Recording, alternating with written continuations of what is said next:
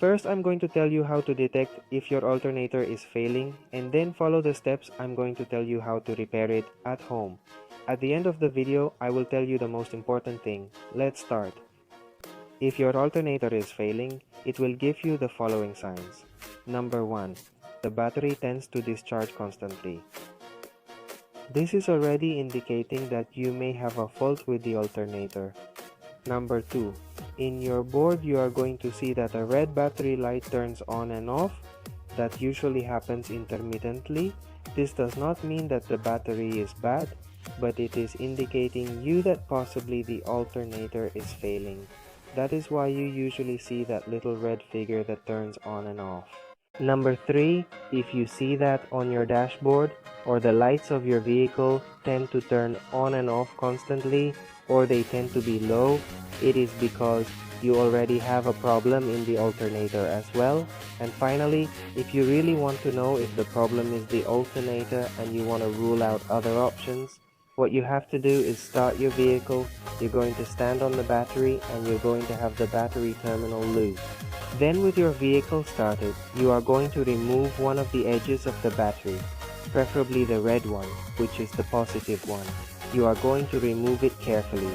If when you remove the terminal, your car shuts down immediately, it is because you have a failure in the alternator. This is what will verify if your alternator is working or not. Now be very careful, because if you remove this terminal and it touches the ground, if you make a contact with the hood with the ground, you will have a spark in this case, because if your alternator is constantly running and is still on and you touch the ground, you will cause a short and this will cause a spark in your car. Be careful with that. How do you repair it at home? It's quite simple. First, I will tell you that the tools you need to have are 2 hammers. You will have a normal hammer and a rubber one.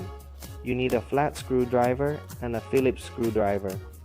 You will have pliers and tweezers, a wrench, a kitchen soap.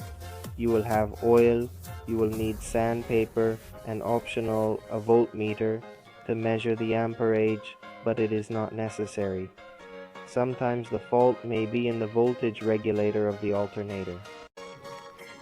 In this case, to verify that the fault is there, if it is that you just have to change the part, it is quite simple. If you do not know how to do it, leave it in the comments and I will be answering you.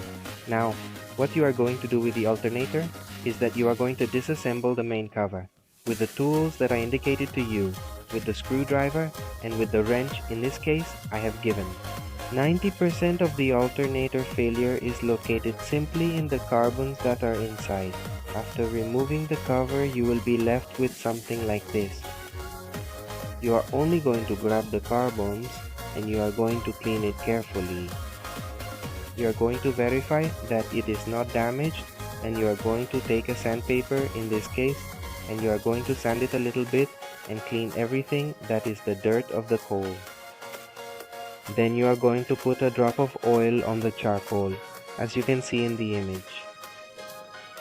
Just a drop, because this is to keep the coals from sticking. Now you are going to take the dish soap and you are going to bleed the whole alternator and you are going to let it dry. You have to verify something very important. If the wires of the alternator are black, in this case you have to change the alternator completely. But if your alternator does not have black wires, do not worry. Just changing the carbons, which is practically 90% of the alternator problem, you will have an excellent job. If you have a question, leave me a comment. Finally, you are going to cover the alternator with a bag to prevent dirt from entering, and only you are going to put the cover back on. You are going to reassemble everything and you will see that your alternator is 100% functional.